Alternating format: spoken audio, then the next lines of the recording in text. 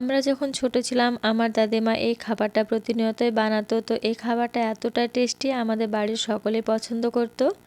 তো এখন যেহেতু দাদিমা আর বেঁচে নেই, অনেক দিন আগে মারা গিয়েছে, তো তাই আর আমাদের খাওয়া হয় না।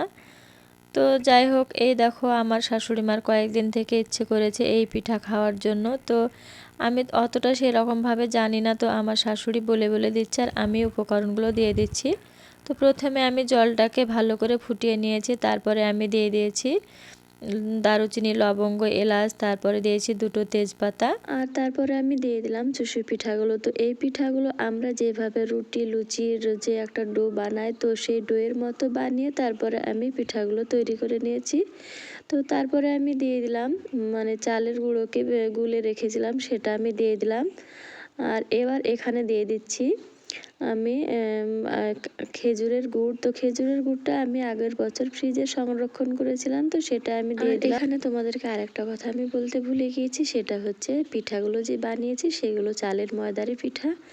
তো যাই হোক, এইদিকে দেখো আমি 15 মিনিট মতো পিঠাগুলো রান্না করে নিয়েছি। তো এই দেখো আমার রেডি হয়ে গেছে চুষি পিঠা। আর এই পিঠাগুলো ঝালের যে একটা স্মেল বেরোয় সেটার জন্যই খেতে কিন্তু ভীষণ ভালো লাগে। তো অনেকে আবার এই পিঠাগুলোকে ঝাল পিঠা বলে থাকে।